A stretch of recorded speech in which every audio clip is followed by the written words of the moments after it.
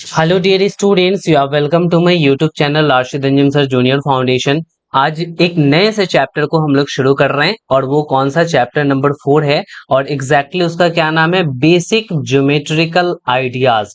यहाँ पे हम लोग बेसिकली ज्योमेट्री को पढ़ने वाले हैं और ज्योमेट्री से रिलेटेड जितने भी सारे टर्म्स होंगे एंड उससे रिलेटेड क्वेश्चंस होंगे उन सभी को करेंगे।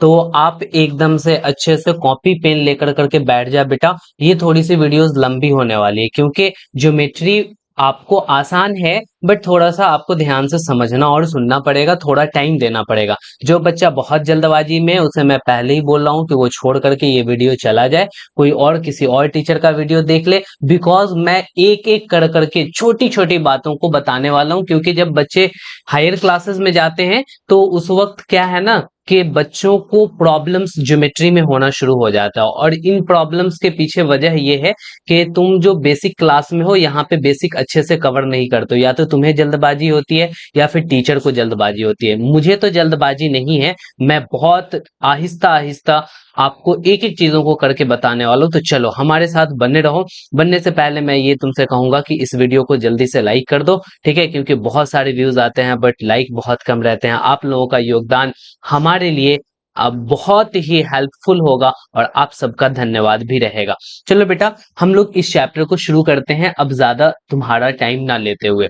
देखो बेसिकली है क्या ना यहाँ पे कि ये जो ज्योमेट्री है इसके बारे में आपको थोड़ा सा समझ लेना है कि ये जो ज्योमेट्री वर्ड है ये क्या होता है, आया कहाँ से है। तो ये दो वर्ड से मिलकर के बना है। देखो जियो, यहाँ पे जीईओ है, जियो। जियो का मीनिंग होता है बेटा अर्थ, और अर्थ का मीनिंग तो तुम्हें पता ही है। अच्छा, एक ये जो मेट्री दिख रहा है ना, मेट्री, ये एक ग्रीक वर्ड से बना है जिसका मीनिंग होता है बेटा मेट्रॉन। अच्छा सुनो, मेट्रॉन ग्रीक वर्ड है, और ये आपको ध्यान रखना है कि ये ग्रीक वर्ड है। हालांकि जियो भी हमारा ग्रीक वर्ड है। तो जियो और मेट्रॉन दो वर्ड से मिलकर के जियोमेट्री बना है, और इसमें जियो का मीनिंग अर्थ हुआ और मेट्रॉन का मीनिंग समझ लो मेजरमेंट। मेजरमेंट बोले तो बेटा मेजरमेंट मीन्स हो जाएगा मापना, ठीक है? तो आप यहाँ पे देख रहे हो कि अर्थ को मेजर करने के लिए जो हमें प्रॉब्लम्स हुए होंगे एंशिएंट टाइम में, तो हम लोग ज्योमेट्री का डिस्कवरी किए होंगे, और इसमें बहुत सारी छोटी छोटी चीजों को हम लोगों ने देखा होगा जो आज हम लोग डिटेल में पढ़ने वाले हैं। तो बेसिकली आप यहाँ से समझ गए कि ये ग्रीक वर्ड था, हम यहाँ पे वर्ड भी लिख देते हैं। तो दो वर्ड से मिलकर के बना है, एक जियो है और दूसरा मेट्रॉन है, और इसी जियो और मेट्रॉन से आपका ज्योमेट्री बन चुका है। तो इसमें छोटी छोटी बातें हैं जिसको आपको पढ़ना है। तो सबसे पहला जो पॉइंट है वो हम लोग लेते हैं पॉइंट। बेटा सबसे फर्स्ट पॉइंट ही पॉइंट है, ठीक है? तो अब पॉइंट होता है क्या है, इस पॉइंट के बारे में हमें जानना है।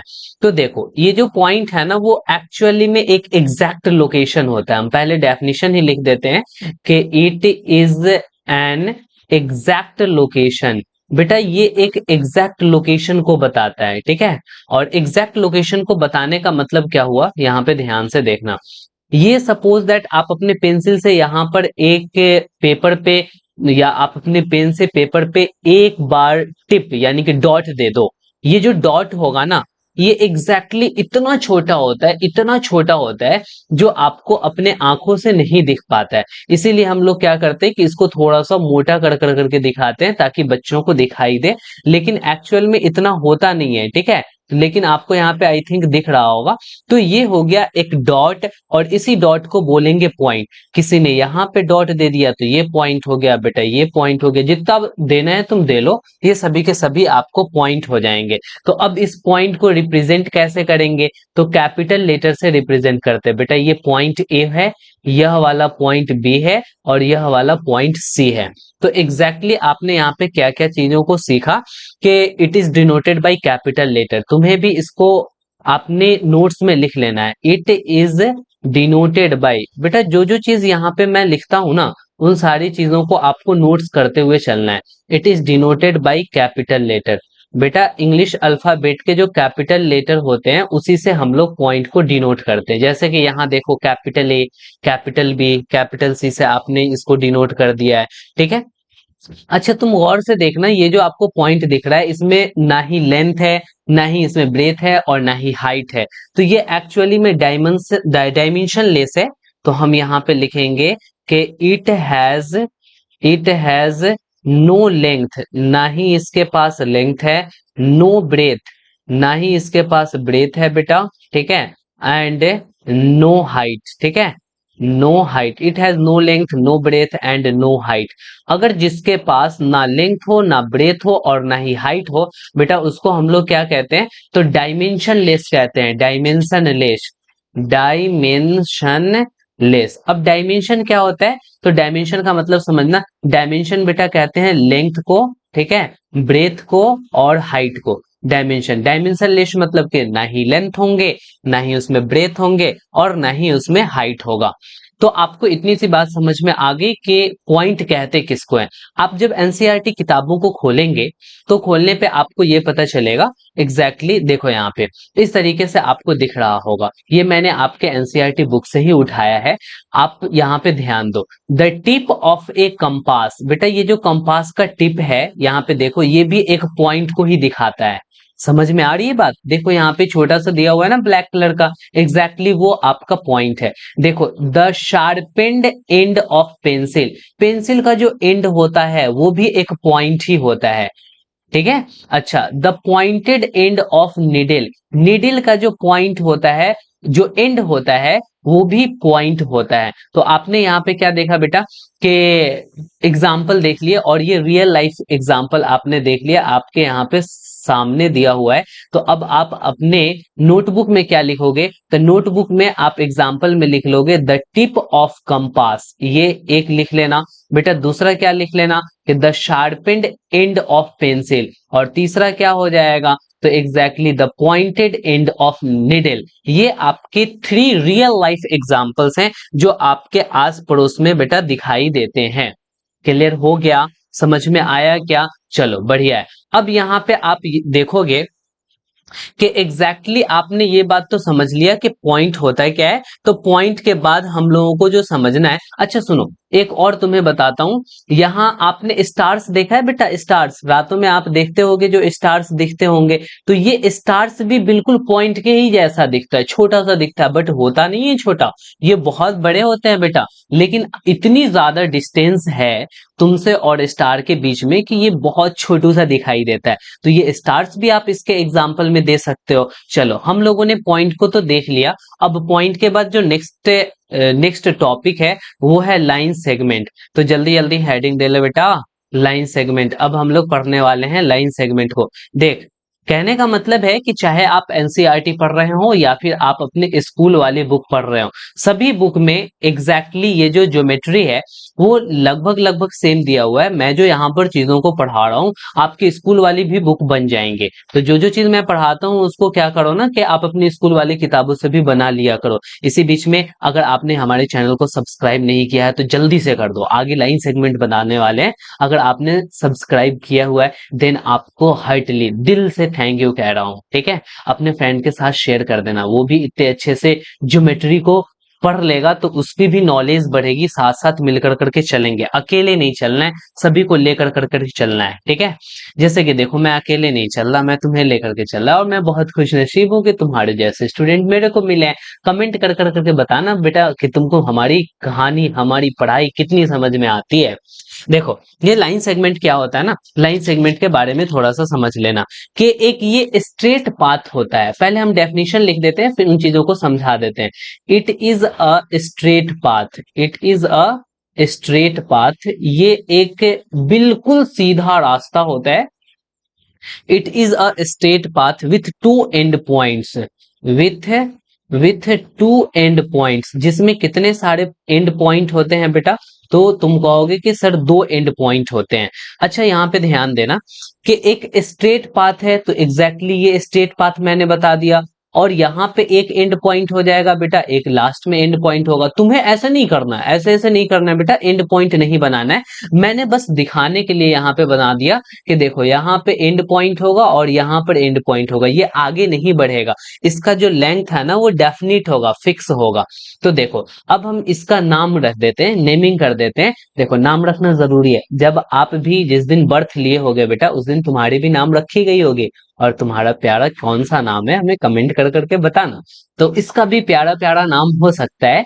तो अभी अभी ये लाइन सेगमेंट आया है तो इसका नाम रखना तो जरूरी है, क्योंकि इसने बर्थ ले लिया। तो अब देखो इसको नाम रखने का तरीका ये है कि आप कैपिटल लेटर से एक तरफ ए लिख दें और दूसरी तरफ बी लिख दें, तो ये लाइन सेगमेंट ए बी कहलाएगा। आपको इसको डिफाइन ऐसे करना है कि लाइन सेगमेंट ए बी, देखो यहाँ पे ये हो गया, आप उसके ऊपर लाइन सेगमेंट बना दो। अच्छा, कोई इसको बी ए भी कह सकता है, इस डायरेक्शन भी कह सकता है, कोई दिक्कत वाली बात नहीं है। तो यहाँ पे हम इसको बी ए भी कह सकते हैं, बी ए।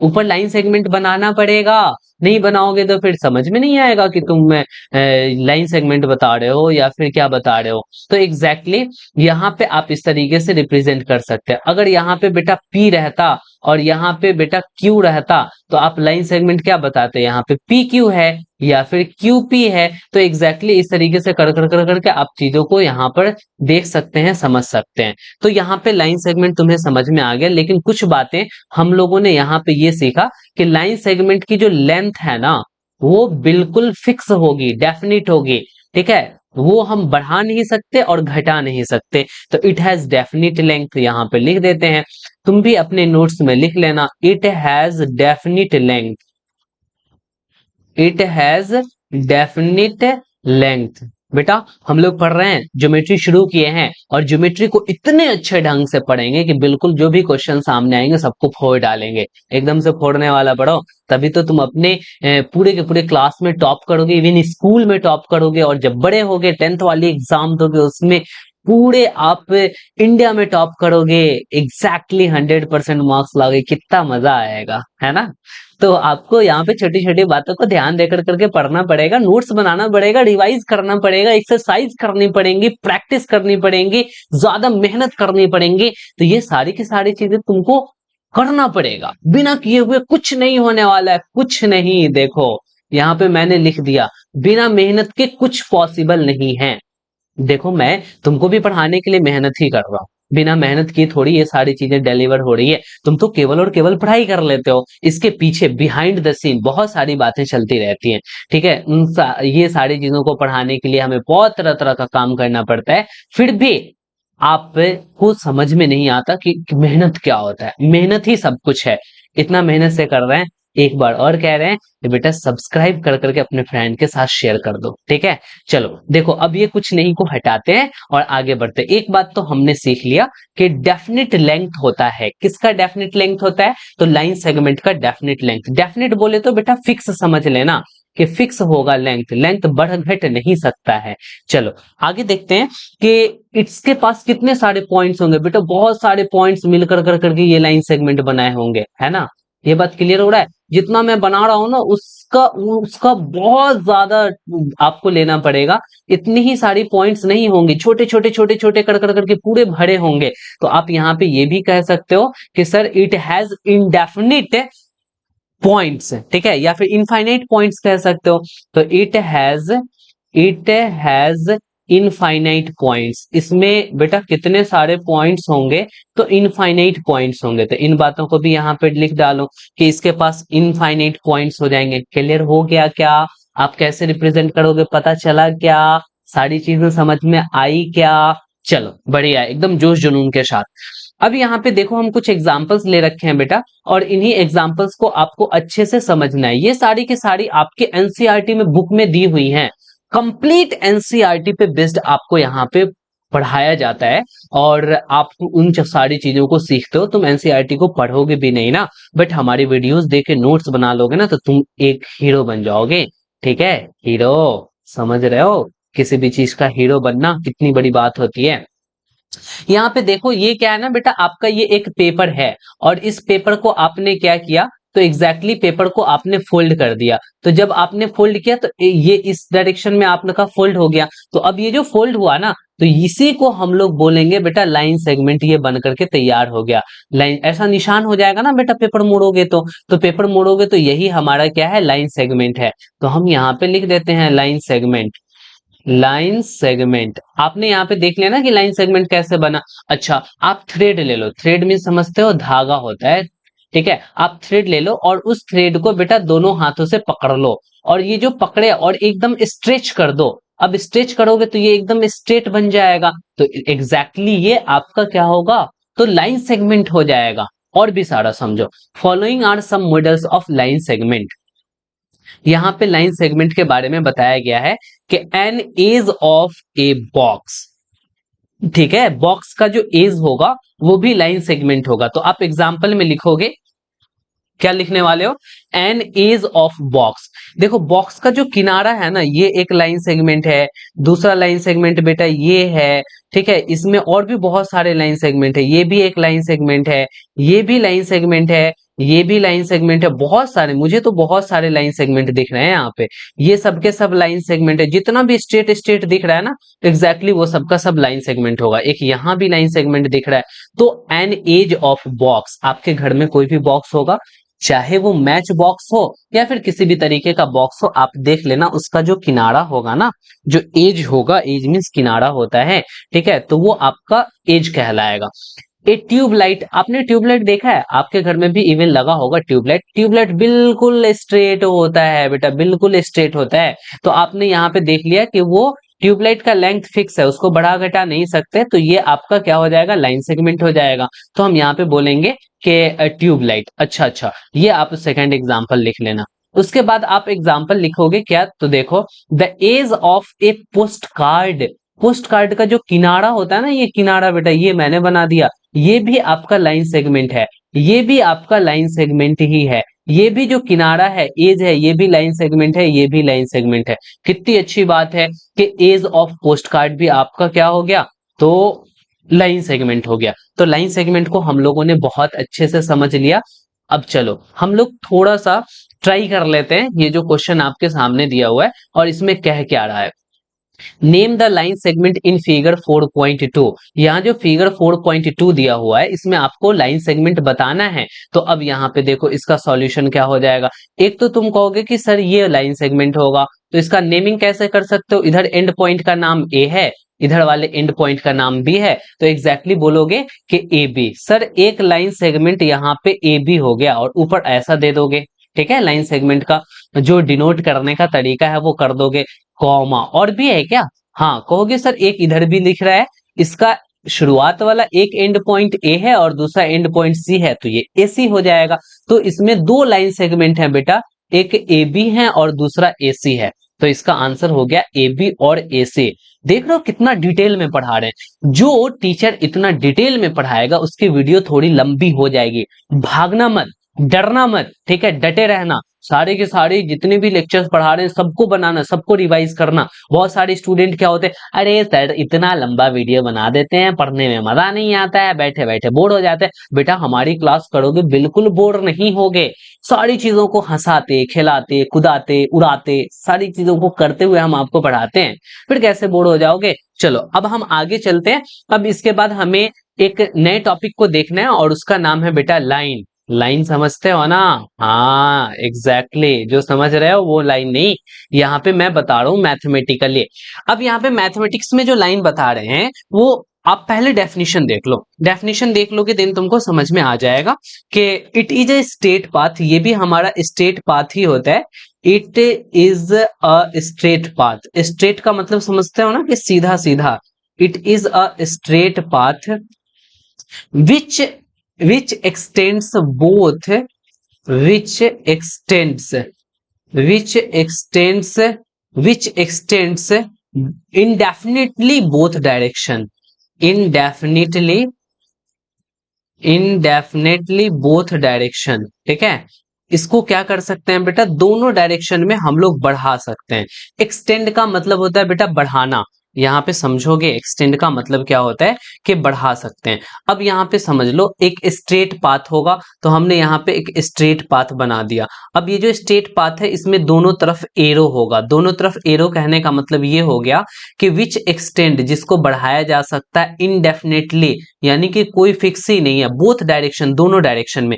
बेटा इसको तुम इधर भी चाहे जितना मर्जी उतना आगे बढ़ा लो और इधर भी तुमको जितनी मर्जी उतनी बढ़ा लो, क्यों, क्योंकि ये एरो ही दिखा रहा है कि ये इस डायरेक्शन में भी बढ़ सकता है और ये एरो दिखा रहा है कि इस डायरेक्शन में भी बढ़ सकता है। तो आपका ये हो गया लाइन। और अच्छा इसका नेमिंग कैसे करोगे, तो यहाँ पे कोई पॉइंट दे दो बेटा, P दे दिया मैंने, और यहाँ पे हमने एक पॉइंट दे दिया Q, और हम इसका अब नेमिंग करेंगे बेटा लाइन PQ। तो PQ लिख दोगे, लेकिन उसके पहले आपको लाइन देना पड़ेगा, उसके ऊपर ऊपर हेड पे आपको PQ देना पड़ेगा। अच्छा किसी ने अगर इसको ऐसे लिख दिया कि QP लिख दिया, चलेगा चलेगा चलेगा, QP भी लिख सकते हैं इसको। तो आप क्या करो, QP लिख दो और उसके ऊपर क्या करो, लाइन का साइन दे दो, ठीक है। तो ये हो गया QP। तो एग्जैक्टली तुमने यहाँ पे ये समझ लिया कि जो लाइन होते हैं ना, वो एक स्ट्रेट पाथ होता है जिसको दोनों डायरेक्शन में बढ़ा सकते हैं। अच्छा जब इसको दोनों डायरेक्शन में बढ़ा सकते हैं तो क्या इसका लेंथ फिक्स होगा, बताना है बेटा तुम्हें, इसका लेंथ फिक्स होगा, बोलो जल्दी। तो नहीं होगा, क्योंकि इसको इस डायरेक्शन में भी बढ़ा सकते हैं, इस डायरेक्शन में बढ़ा सकते हैं, चाहे जितना मर्जी उतना बढ़ा सकते हैं। तो it has no fix length. तो यहां पे बोलेंगे कि it has not fixed length, not fixed length, इसके पास बेटा फिक्स्ड लेंथ नहीं होता है, यानी कि डेफिनेट लेंथ नहीं होता है। डेफिनेट लेंथ किसका होता है, याद आ रहा है, मैंने थोड़ी देर पहले तुम्हें बताया है कि डेफिनेट लेंथ लाइन सेगमेंट का होता है, न कि लाइन का होता है, ठीक है। अच्छा इस पे कितने सारे पॉइंट्स होंगे बेटा, इस पे भी इनफाइनाइटली पॉइंट्स होंगे। तो हम ये कह सकते हैं कि it contains countless number of points. चलो बढ़िया है, कह सकते हैं। तो यहाँ पे उन बातों को भी लिख देते, तुम भी नोट कर करके लिख लेना, रिवाइज करोगे देन तुमको पता रहेगा। इट कंटेन्स, कंटेन्स मतलब होता है बेटा रखता है, it contains countless number of, countless number of, countless number of points, इसके पास बेटा काउंटलेस नंबर ऑफ पॉइंट्स होते हैं। देखो इतना डिटेल में तुम पढ़ रहे हो, फिर तुम इसको रिवाइज करोगे एकदम तगड़ा वाला तुम्हारा ज्योमेट्री हो जाएगा। तुम कहीं भी कहोगे yes I know geometry, geometry में मैं पॉइंट जानता हूँ, लाइन जानता हूँ, लाइन सेगमेंट जानता हूँ। अच्छा और भी बातें की जा सकती है इसके बारे में, वो ये किया जा सकता है कि दो पॉइंट से कितने सारे लाइन बेटा पास हो सकते हैं। तो देखो दो पॉइंट से एग्जैक्टली एक ही लाइन पास हो सकता है। ये बात क्लियर हुआ क्या, कि अगर आप दो पॉइंट लेते हो तो उससे केवल और केवल एक लाइन को ही ड्रॉ कर सकते हो। तो मैं यहाँ पे लिख देता हूं कि there is one and only, there THERE, yes there is one and only one line passes through, only one line passes through बेटा passes through टू पॉइंट्स। अगर दो पॉइंट्स ले लिया जाए तो उससे केवल और केवल एक ही लाइन को हम लोग पास कर सकते हैं, एक से ज्यादा लाइन पास नहीं किया जा सकता। ये बात क्लियर हो गया। अच्छा अब देखो, अब यहाँ पे तुम्हारे दिमाग में अगर ऐसा चला होगा सर एक लाइन इधर से भी पास कर देंगे, एक लाइन इधर से भी पास कर देंगे, बेटा नहीं, ये देखो एक्चुअली में ये एक ही पॉइंट से पास किया, एक ही पॉइंट से पास किया, दो पॉइंट की मैं बातें कर रहा हूं, ठीक है। चलो अब आपने यहाँ पे देख लिया लाइन को ऐसे रिप्रेजेंट किया जाता है, ऐसे नेमिंग किया जाता है, लेकिन लाइन को नाम देने का एक और तरीका है बेटा। यहाँ पे सपोज दैट कि एक लाइन मैंने ले लिया और कई सारे लाइन्स हैं, तो यहाँ पे देखो एक और लाइन हमने ले लिया। तो अब आप देखो इसका जो नेमिंग करोगे ना, स्मॉल लेटर से भी किया जा सकता है। ये लाइन L है और ये लाइन M है, आगे कोई लाइन P भी हो सकता है, Q भी हो सकता है, T भी हो सकता है। सपोज दैट कि हमने एक इस पे हमने एक और लाइन को ड्रॉ कर दिया, तो अब इस वाले लाइन का हम नाम रख सकते हैं T। एग्जैक्टली क्लियर हो रहा है। तो आप यहाँ पे समझ गए कि थ्री लाइन्स हैं और थ्री के जो है ना तीनों के तीनों लाइन के अलग अलग नाम है, ML और T। एग्जैक्टली यहाँ पे आपकी बात क्लियर हो चुकी है। अब आपने लाइन पढ़ लिया, तो कुछ लाइन के टाइप्स भी है, ठीक है। उन लाइन के टाइप्स को आप थोड़ा सा यहाँ पे देख लेना। अब यहाँ पे देखो, आप अगर इस तरीके से कोई लाइन को ड्रॉ करते हो तो ये जो लाइन है ना बेटा, वो आपका कहलाता है हॉरिजॉन्टल लाइन। कैसा लाइन कहलाता है, तो हॉरिजॉन्टल लाइन कहलाता है, हॉरिजॉन्टल लाइन। ये सब छोटी छोटी चीजें हैं जो आपको आना चाहिए। अगर आपने इस तरीके से लाइन को ड्रॉ किया है, बिल्कुल ये खड़ा है, ठीक है, देन आप इसको कह सकते हो कि वर्टिकल लाइन है, VERTICAL, वर्टिकल लाइन। ये छोटी छोटी बातें हैं जो आना चाहिए और टीचर स्किप कर देते हैं, ठीक है, छोड़ देते हैं कि हटाओ ना, बच्चों को ही तो पढ़ाना है, बच्चा क्या जानता है क्या पढ़ाना नहीं पढ़ाना। लेकिन नहीं, हमें जानना पड़ेगा, इन सब चीजों से भागना नहीं पड़ेगा, डट करके पढ़ना पड़ेगा अगर कुछ अच्छा करना है तो। और देखो यहाँ पे ये वर्टिकल लाइन हो गया, हॉरिजॉन्टल लाइन हो गया। अच्छा, एक ऐसी तिरछी लाइन भी हो सकती है बेटा, तो अब इसको कौन सी लाइन कहेंगे? तो हाँ, इसको बोलेंगे बेटा स्लैंट लाइन। कौन सी लाइन कहेंगे? तो ये हो गया स्लैंट लाइन। तो आपने बहुत अच्छे से यहाँ पर ध्यान रख लिया। पता है हॉरिजॉन्टल और वर्टिकल में तुम बहुत ज्यादा कंफ्यूज रहते होगे या फिर रहोगे, तो उसको आपको ध्यान में रखने का तरीका ये है कि देखो वर्टिकल वी ऐसे लिखा जा रहा है, इसका मतलब कि लाइन नीचे ऊपर होगा, तो उसको हम लोग वर्टिकल कहेंगे। एग्जैक्टली बस वर्टिकल याद है तो हॉरिजॉन्टल में देखो ना यहाँ एच होता है, तो आप इस तरीके से कर लोगे बेटा। एच अगर लिखूं तो इसमें एक लाइन ऐसा होता है क्या? एग्जैक्टली ये आपका हॉरिजॉन्टल हो गया। तो अब याद रख सकते हो, बहुत सारे बच्चे कंफ्यूज हो जाते हैं, तो यहाँ पे मैं थोड़ा सा हेडिंग दे देता हूँ कि टाइप्स ऑफ लाइन। हालांकि होता तो बहुत है बट बेसिक आपको इतनी ही जाननी है, इतना जान गए तो वो काफी ज्यादा हो गया आपके लिए। अब देखो, अब आपको कुछ स्पेशल टाइप हमें बताना है, जैसे कि यहाँ पे इंटरसेक्टिंग लाइन क्या होता है। तो फटाफट से हेडिंग दो, मेरे साथ हेडिंग दो और लिखो इंटरसेक्टिंग लाइन। क्या लिखोगे? Intersecting, intersecting line. ठीक है, अब आपने इंटरसेक्टिंग लाइन बेटा हेडिंग दे दिया। अब यहाँ पे देखो, मैं पहले डेफिनेशन बता देता हूं, उसके बाद फिर मैं आपको बताऊंगा। Two lines have one common point, इतनी छोटी सी बात। Two lines, two lines having या फिर हैव बेटा हैव लिख लो। ठीक है, हैव वन कॉमन पॉइंट, एक ही कॉमन पॉइंट होने चाहिए दोनों लाइन में, देन उसको हम लोग बोलेंगे बेटा इंटरसेक्टिंग लाइन। अब यहाँ पे बातों को समझना कि हमने एक लाइन ऐसे ड्रॉ कर दिया। एग्जैक्टली ओ शिट, हो जा ड्रॉ, क्या तकलीफ हो गया तुम्हें? हाँ, एक लाइन मैंने ऐसे ड्रॉ कर दिया बेटा और दूसरी लाइन हमने ऐसे ड्रॉ कर दिया। अब देखो इन दोनों लाइन में आप यहाँ पे ध्यान से देखना कि इस दोनों लाइन में हमने क्या किया कि ये वाला जो पॉइंट है बेटा, मैं यहाँ पे लिख रहा हूं ये वाली पॉइंट, ये वाली पॉइंट जो रेड कलर से तुम्हें दिख रही होगी, वो दोनों में है। इस ये वाला लाइन इधर से जा रहा था तो उस पे भी आ गया, और ये वाला लाइन इधर से जा रहा था तो उस पे भी वो पॉइंट कॉमन आ गया। अगर वन पॉइंट कॉमन हो then those line is known as intersecting line, intersect करेगा। तो अब यहाँ पे देखो, ये लाइन अगर एल है और ये लाइन बेटा एम है, तो अब हम यहाँ पे बोलेंगे कि line L and M intersect. यहाँ पे लिख लो, यहाँ पे ऐसे कर कर करके लिख सकते हो, line L and M, M intersect, intersect at point. किस पॉइंट पे बेटा ये इंटरसेक्ट कर रहा है एक दूसरे को? तो यहाँ पे P दे दो, इंटरसेक्ट एट पॉइंट पे। ठीक है, तो ये हो गया इंटरसेक्टिंग लाइन। ध्यान देना, ये जो पॉइंट है ना बेटा जहां पे इंटरसेक्ट कर रहा है, उसको हम लोग बोलते हैं point of intersection, point of intersection, intersection. ठीक है, वैसा पॉइंट जो कॉमन पॉइंट होता है ना, उस कॉमन पॉइंट को हम लोग कहते हैं पॉइंट ऑफ इंटरसेक्शन। ठीक है, तो एग्जैक्टली आपको समझ में आ गया कि पॉइंट ऑफ इंटरसेक्शन होता है क्या है।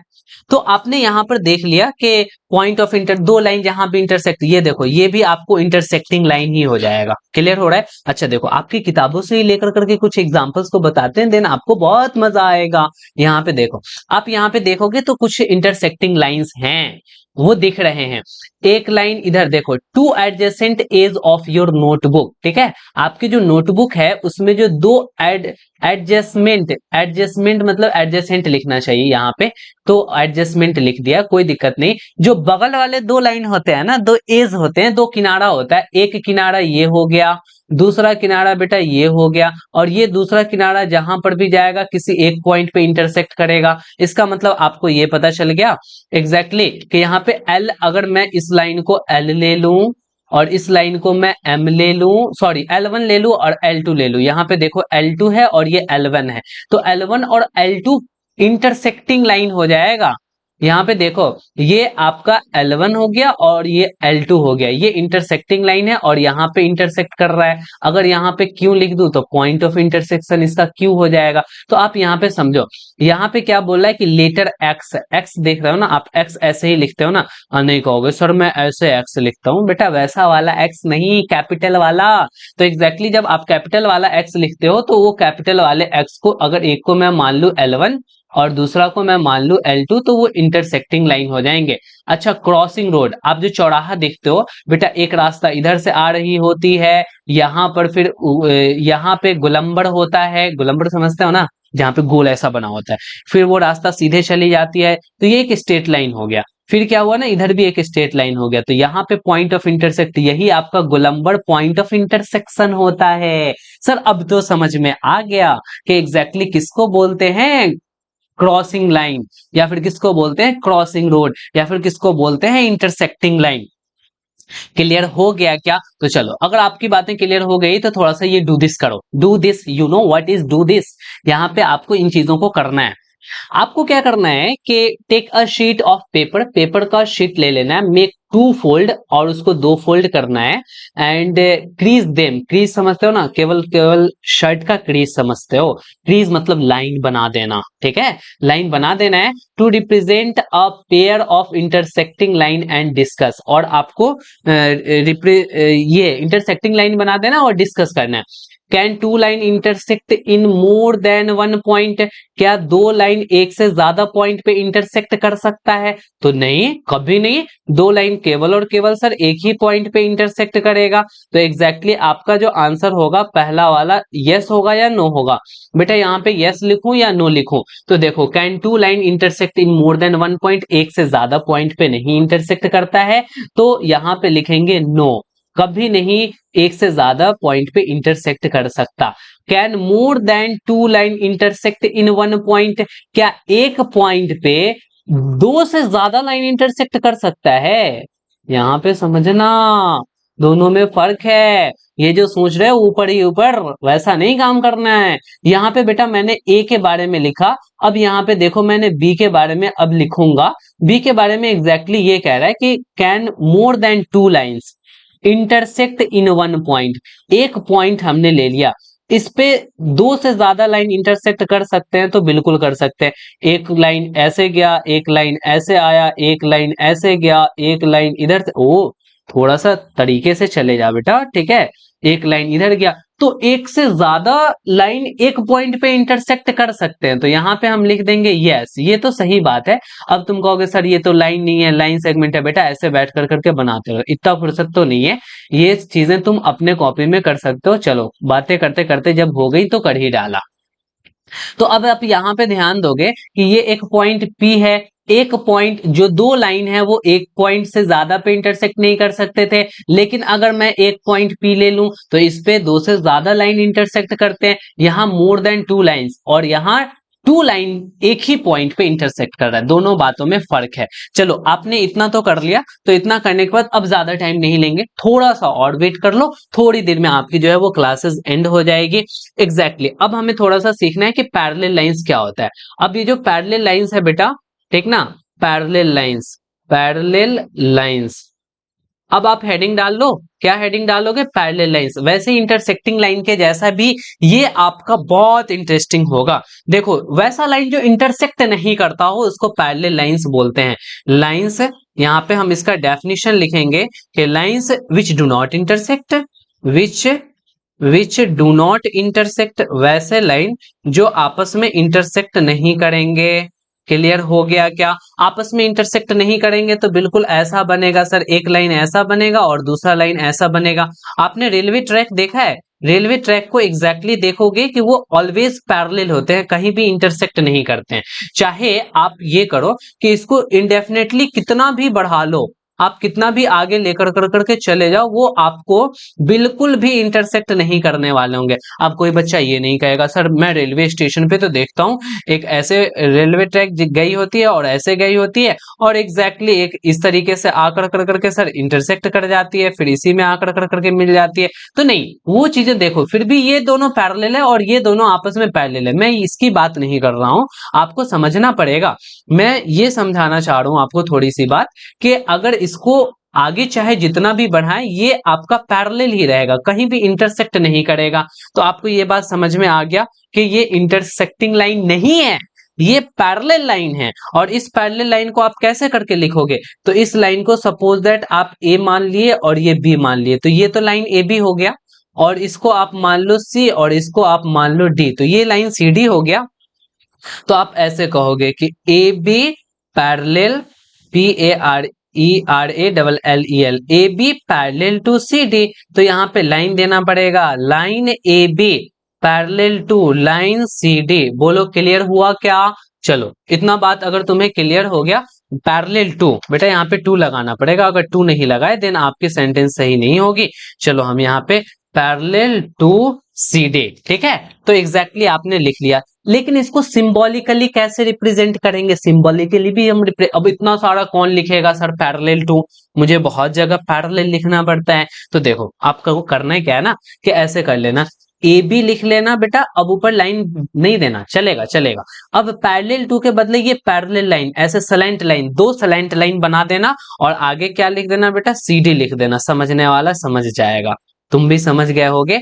आपको इसको रिप्रेजेंट कैसे करना है, तो A B parallel C D पढ़ोगे कैसे, A B parallel to C D, A B parallel to C D. तो चलो कुछ इसके भी एग्जांपल्स ले लेते हैं, ये आपके किताबों से ही लिया गया एग्जांपल है। देखो आप जब स्केल लेते हो तो स्केल में आपको क्या पता चलेगा, जो इसका एज है, एज मीन्स बेटा किनारा, रूलर का जो स्केल एज है, रूलर जिसको आप क्या कहते हो स्केल, तो इसका जो एज है ये वाला ले लो और ये वाला ले लो, दोनों आपस में बेटा पैरेलल हो जाएगा। क्लियर हुआ क्या? अच्छा, cross bars of this window, yes, इस विंडो के जो बार हैं, बार मीन्स छड़, ये देखो ये भी और ये भी आपस में पैरेलल हैं, ये सबके सब आपस में पैरेलल, बिल्कुल कहीं पे इंटरसेक्ट नहीं करेगा, ठीक है। तो अब ये हो गया पैरेलल लाइन। अच्छा यहाँ पे क्या है, रेल लाइन, हाँ एग्जैक्टली मैंने बता ही दिया था ना, ये रेलवे लाइन इधर जा रहा है और ये भी रेलवे लाइन का डायरेक्शन इधर है, ये दोनों आपस में कैसे हैं बेटा, पैरेलल हैं। क्लियर हो गया क्या? अच्छा ये टेबल पे जरा ध्यान देना, अब यहाँ पे टेबल पे ध्यान दोगे तो थोड़ी सी कुछ कुछ बातें हम यहाँ पे आपको सिखाने वाले हैं, और बहुत सारी अच्छी अच्छी कॉन्सेप्ट क्लियर हो जाएंगे, ठीक है, घबराओ नहीं। अभी चल रही है क्लास, चलने दो, थोड़ी देर और क्लास चलेगी, एक टॉपिक और बताऊंगा, फिर उसके बाद जो है ना आप एक्सरसाइज बनाने के काबिल हो जाएंगे, काबिल, ठीक है, एक्सरसाइज बना सकते हो। देखो आप यहाँ पे पैरेलल लाइन आपको ढूंढना है, कौन किसके पैरेलल है, तो तुम कहोगे सर ये जो डीसी है ना, मैं कलर थोड़ा सा चेंज कर लेता हूँ, ये जो सर डीसी है, डीसी और डीसी के पैरेलल सर हो जाएगा ए बी, तो आप यहाँ पे लिखोगे डीसी, बेटा पीसी लग रहा है, ये मैंने लिखना चाहा डीसी, तो ये हो जाएगा डीसी पैरेलल, डीसी बेटा किसके पैरेलल है, तो ये डीसी ए बी के पैरेलल है, तो यहाँ पे लिख दो ए बी, ये आपने पहला निकाल लिया। अच्छा अच्छा और भी निकाल सकते हो, ये देखो डी ए, ये जो डी ए है वो किसके पैरेलल हो गया बेटा, सी बी के पैरेलल हो गया, तो यहाँ पे लिख दो D A parallel C B. अगर आपके दिमाग में ये चल रहा है सर हम एडी और बीसी लिख सकते थे क्या, बिल्कुल लिख सकते थे, मैंने लाइन पढ़ाते टाइम ही बताया था, लाइन सेगमेंट पढ़ाते टाइम कि आप कर सकते हो, कोई दिक्कत नहीं है। अच्छा और भी है क्या, बिल्कुल और भी है, यहाँ पे देखो ये वाला जो है वो इसके पैरेलल है, तो तुम यहाँ पे कह सकते हो कि sir ED parallel H A, ED किसके पैरेलल हो गया, ये जो ईडी है वो किसके पैरेलल हो गया बेटा, H A, ED parallel H A. अच्छा यहाँ पे ध्यान देना, ये ईडी बेटा इसके भी पैरेलल हो जाएगा, इसके भी पैरेलल हो जाएगा, तो अब कितना लिखूं, अब बताओ ना कितना, सारी की सारी लिखूंगा तो और वीडियो तुम्हारी लंबी हो जाएगी। तो चलो यहाँ पर इन चीजों को हटाते हैं, बाकी आप कुछ और लिख लेना, ठीक है, मैंने 3 लिखा ना बेटा, और तुम्हें क्या करना है कि कम से कम तुम्हें 2 और लिख लेना है, ठीक है, कौन किसके पैरेलल है कौन किसके पैरेलल नहीं है, ये आपको समझ में आ जाएगा, ठीक है। चलो हम आगे बढ़ते हैं, और आगे बढ़कर कर करके आपको बिल्कुल एक टॉपिक बचा हुआ है, ये लास्ट टॉपिक है, उसको समझा देते हैं कि रे क्या होता है। यहाँ पे देखो आप हेडिंग दे दो रे, वाह सर मैं पहली बार रे सुन रहा हूँ, मजा आ रहा है, रे, रे पढ़ता है कि नहीं रे, ऐसा वाला रे नहीं है, ये रे है जो मैथमेटिक्स में पढ़ना है। और इसका डेफिनेशन देख लो, कितना खूबसूरत सा डेफिनेशन है, बेहद खूबसूरत। It is a part of line, ये लाइन का पार्ट है, it is a part of line, it is a part of line, ये लाइन का एक टुकड़ा होता है, एक हिस्सा होता है, with one and point, with one and point, जिसमें कितने सारे एंड पॉइंट होते हैं बेटा, तो केवल और केवल एक ही एंड पॉइंट होता है। लाइन सेगमेंट में सर 2 एंड पॉइंट होता था, लाइन में नो एंड पॉइंट होता था, एक भी एंड पॉइंट नहीं था बेटा। लाइन लाइन लाइन चलते हैं हम लोग लाइन पे, एग्जैक्टली हम लोगों को लाइन पे चलना है, ठीक है। यहाँ पे कौन सा किसमें मैंने बताया था लाइन, और आगे बढ़ूं, लाइन, एग्जैक्टली लाइन, लाइन वाली आ जा। ठीक है, ऐसे करके तो नहीं मिल रहा है। फाइनली हम लोग चलते हैं, ऐसे कर कर करके देखते हैं। यहाँ पे पैरेलल लाइंस है, और आपको मैं बताऊं यहाँ पे टाइप्स ऑफ लाइन, हाँ, it has no end point, इसके पास एंड पॉइंट नहीं, इधर भी बढ़ेगा इधर भी बढ़ेगा। तो आप चाहो तो यहाँ पर लिख भी सकते हो, कोई इशू नहीं है। It has no end point, लिख लो लिख लो लिख लो लिख लो लिख लो लिख लो लिख लो, it has no end point, it has no end point, इसके पास कोई भी एंड पॉइंट नहीं होता है। बट अभी जो हम आपको पढ़ा रहे हैं, रे पढ़ा रहे हैं बेटा, तो उस रे में कितने सारे एंड पॉइंट हैं? तो एग्जैक्टली मैंने आपको बताया कि वन एंड पॉइंट होंगे वहां पे। तो यहाँ पे देखो, यहाँ पे हमने आपको रे हेडिंग दिया था ना, एग्जैक्टली मैंने रे हेडिंग दिया था ना पैरेलल लाइंस के बाद। ठीक है, वो कहाँ चला गया मेरे भाई? कोई दिक्कत नहीं है, हम यहाँ पर ले लेते हैं रे। अब यहाँ पे रे, रे के बारे में देखना, रे का डेफिनेशन हम लिख रहे हैं, यहाँ पे ध्यान से देख लेना कि it is a part of line, it is a part of line, it is a part of line, ये लाइन का ही एक पार्ट होगा विथ वन एंड पॉइंट, जिसमें कितने सारे एंड पॉइंट होंगे बेटा? तो with one and point, and point, इन्हीं चीजों को खोजने में मेरी वो वाली कॉन्सेप्ट पता नहीं कहाँ चली गई, कोई इशू नहीं। यहाँ पे वन एंड पॉइंट होगा, देखो मैं बना रहा हूं रे, इस तरीके से रे होता है, एक एंड पॉइंट है, और आप इस डायरेक्शन में चाहे जितना मर्जी उतना बढ़ा लो, क्योंकि आपको एरो दिया हुआ है। एरो कहने का मतलब कि उस डायरेक्शन में हम इनफाइनटली आगे बढ़ सकते हैं। अच्छा, इसका नेमिंग कैसे करोगे?